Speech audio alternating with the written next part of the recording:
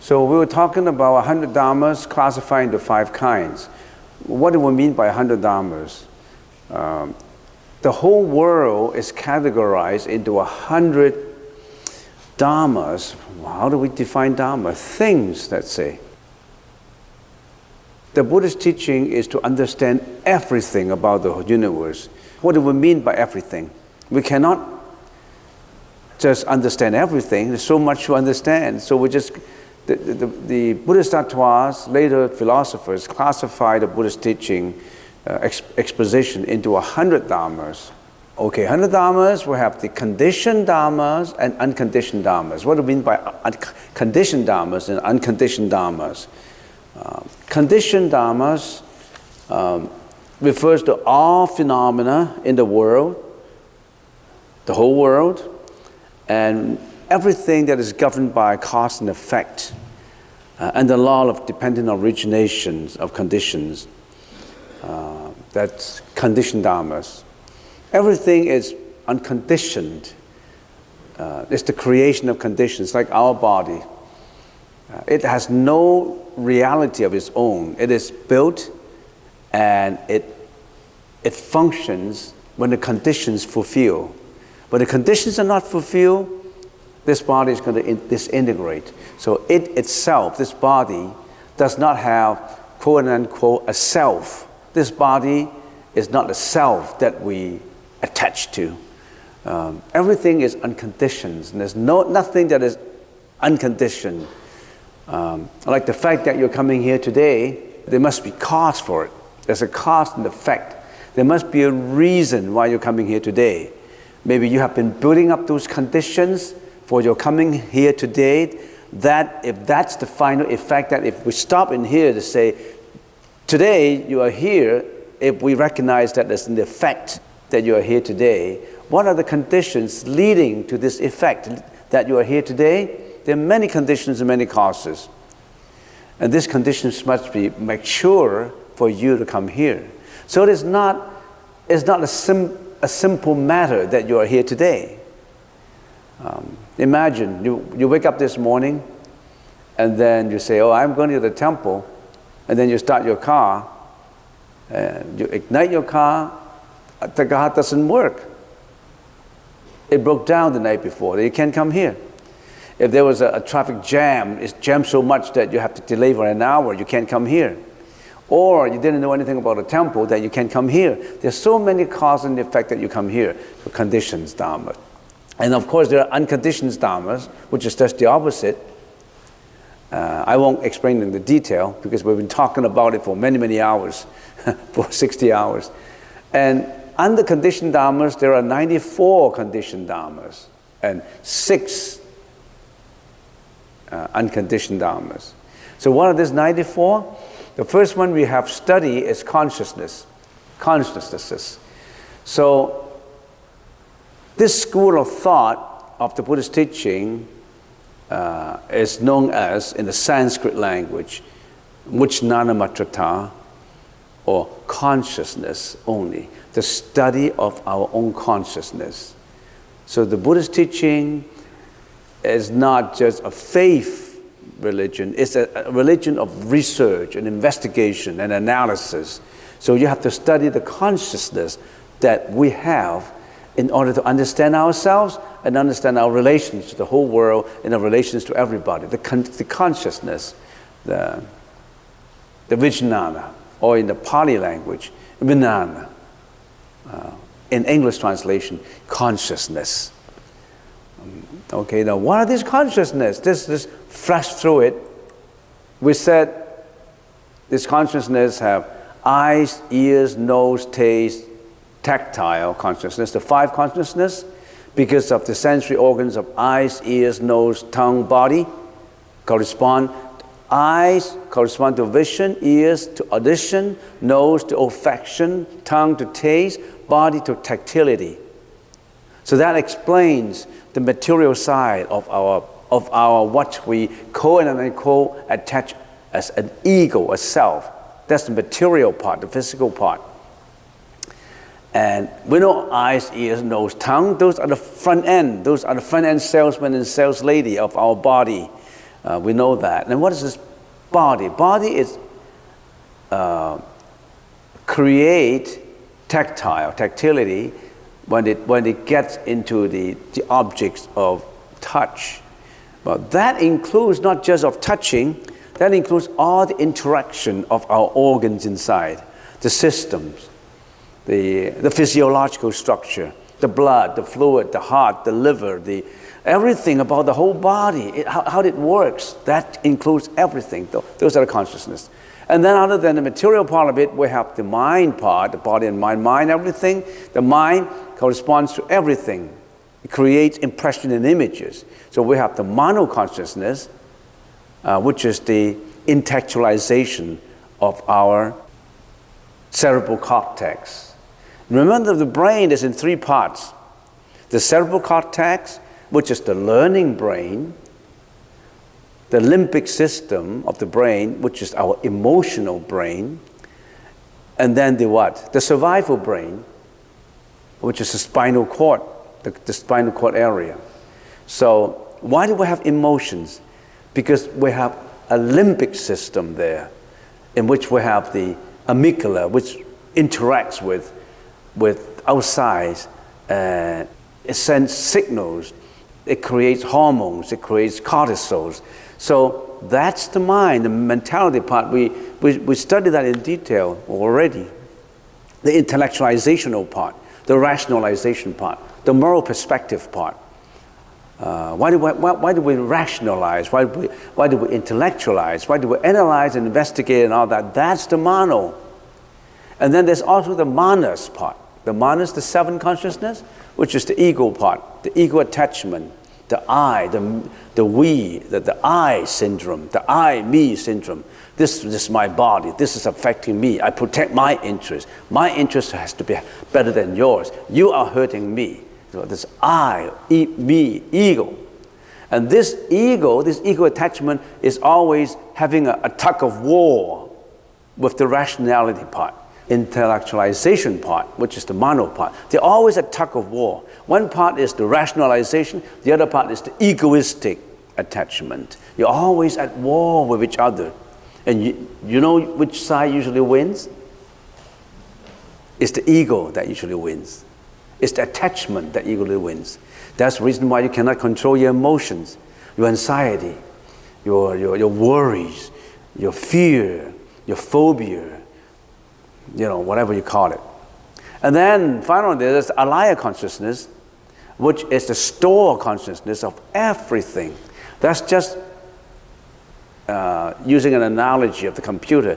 That's the memory, that's the chips that record everything. You think every thought, every word, every action builds up karmic energy, which accumulate in the store consciousness. So when a person dies, when this body dies out, you don't have the 1, 2, 3, 4, 5, 6, you don't have them anymore. Your brain doesn't work. The functionality of your sense organs, they don't work anymore. You don't have them anymore. The material don't work. The ego shrink into the store consciousness. Only the store consciousness left, and that's what we call alaya consciousness. And at death, that's the last to leave your body. It's imperceptible. You can't see it. How can you see energy, karmic energy? It leaves your body at the last moment. And of course, we talk about it. There are 6 locations in which your alaya consciousness left the body. And that locations sometimes give you an idea of where you're going after death, which realm. The 3 vicious realms, or the 3 benevolent realms. The 3 vicious realms being victims of hell. You go down to hell, you go to the animal realm, you go into the ghost realm. Those are the 3 vicious realms. You may be going to the benevolent realm, which is the human realm, heavenly beings realm, and the Azura's realm. We already explained that. So that's your alaya consciousness. Those are 8 consciousnesses that all sentient beings have. And the alive consciousness is the last to lose, the last to leave the body. But it's the first to enter the body, it's the first to enter the mom's womb.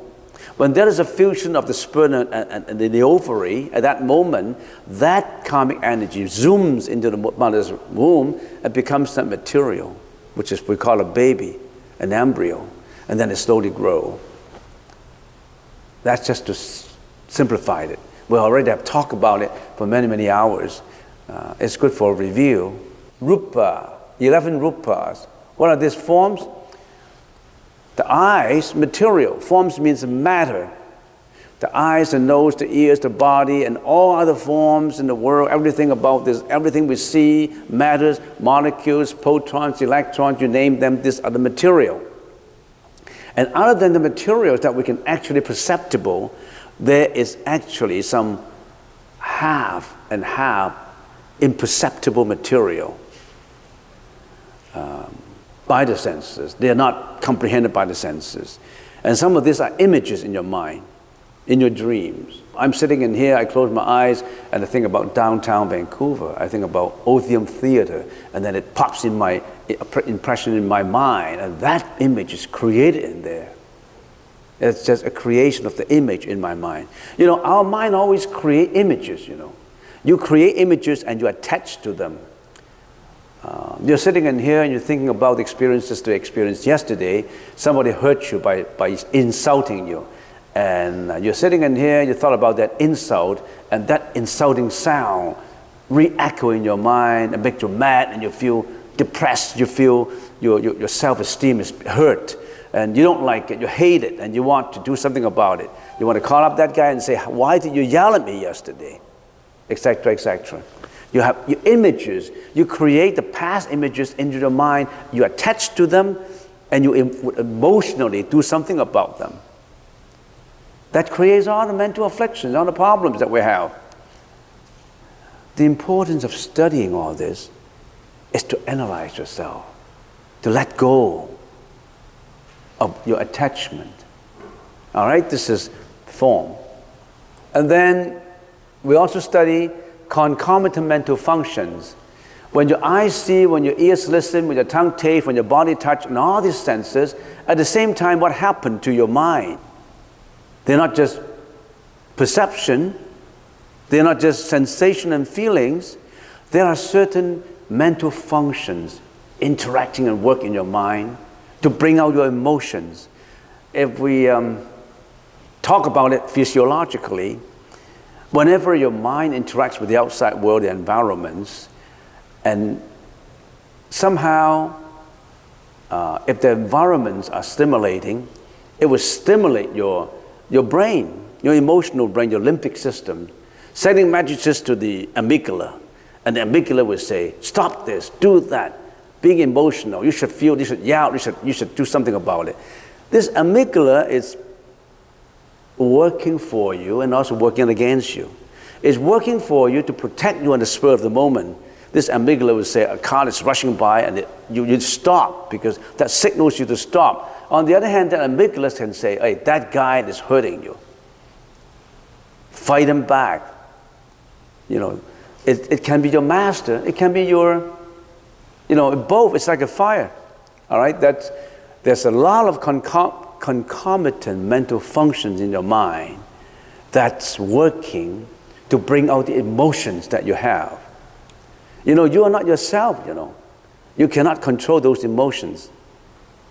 How can we control those emotions? You have taken your first step in learning how to control the emotions. What is that first step? Why are you coming here today? You're learning meditation. Meditation has been proven to understand your consciousness and put a stop to whatever stimulation and emotions that you have. You have a better control of your amygdala, of your emotional limbic system. And it enhances the functionality of your cerebral cortex, which is the learning brain. It rationalizes your brain, intellectualizes your brain. That's the function of meditation. All right, let's talk about this concomitant mental functions, very complicated. We have 51 of them. We have generally interactive functions, attentions, contact, sensation, perception, and volition. We also have particular functions, desire, resolve, mindfulness, concentration, intelligence. Those we already talked about for hours. I'm not going to repeat them. Let's talk about unwholesome functions now.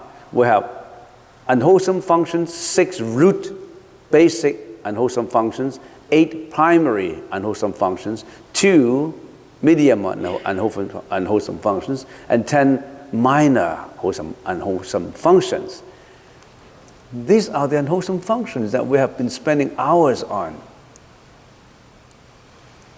Your greediness, anger, ignorance, arrogance, doubt, false view, disbelief, laziness, indulgence, thoughts wandering, torpor, forgetfulness, distraction, false understanding, shamelessness, no guilt, hatred, expressed hatred, hidden hatred, which is vengeance, vexation, jealousy, harm, parsimony, pride. And this pride is similar to what we call arrogance in some cases. Concealment, flattery, deceit, deceiving. Which one do you have in there? Or all of them you have? It's a matter of degree, matter of level. So these are the concomitant unwholesome mental functions that have been in your store consciousness since many lifetimes, that have been stored in there. And whatever you see, whatever you hear, whatever you feel, whatever your sensory organs interact with, they work with you to carry out your actions, your speech. Where did they come from? Where did these things come from? Some people say it's come from you because you infuriate me. Your words, your actions, they do not come from external. It comes from internal. If you don't attach, there's no problem. You're attached to them. Your egoistic attachment. So these are the unwholesome mental functions that everybody has. It's a matter of degree only. Some people has higher and some people have lower. And then you say, okay, what happened to a baby? Would a baby have guilt and arrogance and disbelief and laziness and all that? I'm a newly born baby. Do I have all that? Yes, you do. Because you're reborn with alaya consciousness, and all these have been stored in your alaya consciousness.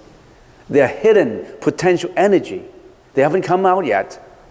Wait till you develop and grow. It would grow at the same time. So this ego attachment has 2 facets to it. One facet is the innate facet. You're born with it. The other is distinguished facet. You learn later. You learn to be egoistic later, or you learn to be altruistic later. Depends on the family education. So it's very important that after you were born, what kind of education, your family education, school education you receive. Because there's certain portion that is distinguished ego attachment, and there's certain portion that is innate, born with it. And the innate is heavy. Because why?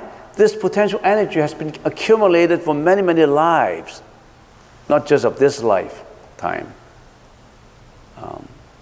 Some baby were born with compassion.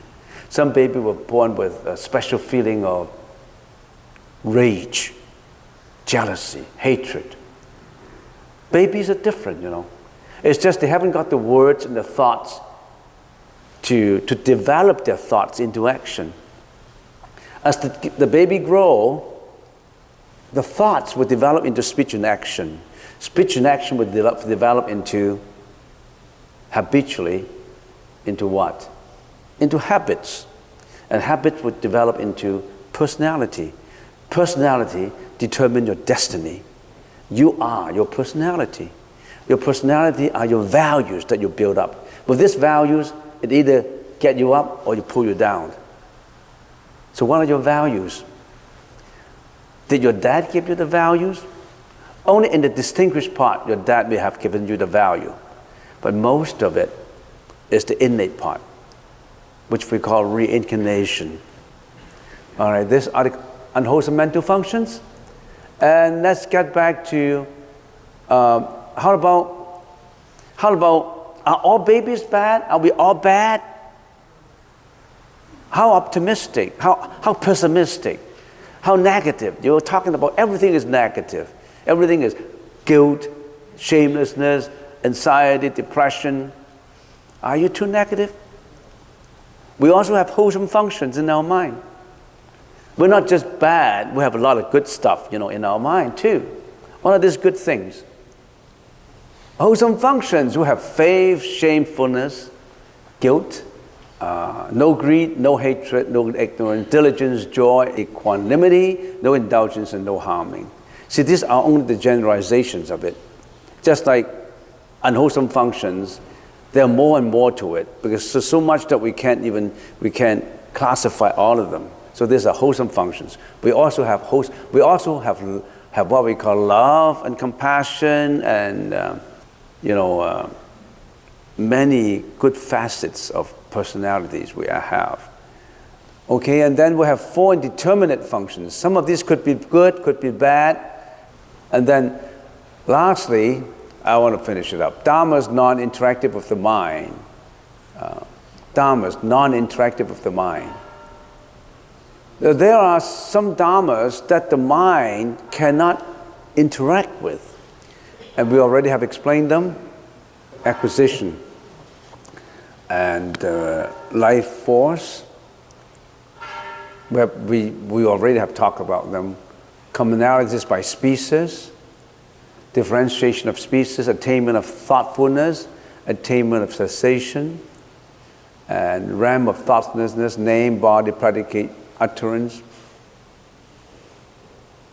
birth, continuity, aging, impermanence, continuity and changeability, determinant karmic differences. So in other words, these are not interactive with the mind, but they exist with the mind.